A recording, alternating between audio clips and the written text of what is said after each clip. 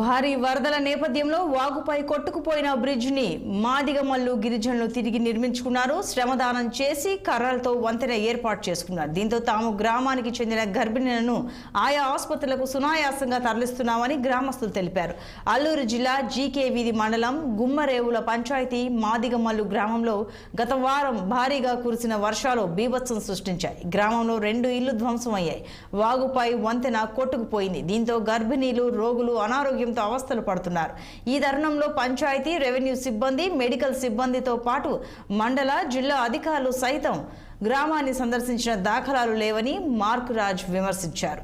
అధికారులు వచ్చి సాయం చేస్తారని చూడకుండా తామే వాగుపై కల్వర్టు నిర్మించుకున్నామని తెలిపారు. అయితే అధికారులు వెంటనే స్పందించి గుమ్మరేవు పంచాయతీలో భారీగా నష్టపోయిన కుటుంబాలను ఆదుకోవాలని, వాగుపై కొట్టుకుపోయిన కల్వర్టును నూతనంగా నిర్మించి సహాయపడాలని ఈ ప్రాంత గిరిజనులు వేడుకుంటున్నారు.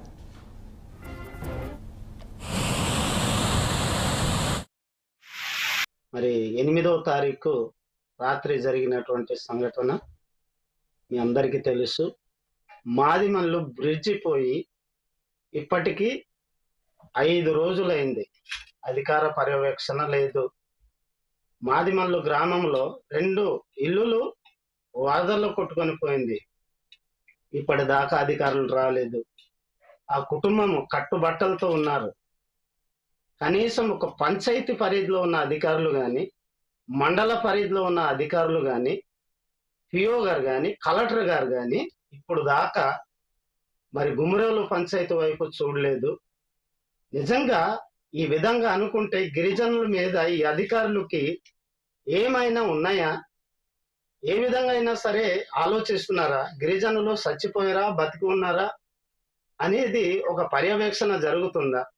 ఈరోజు మాదిమల్లు బ్రిడ్జి కర్రలతో నిర్మించి గర్భిణీ స్త్రీలకి హాస్పిటల్ వెళ్ళేటట్లు చేశాం.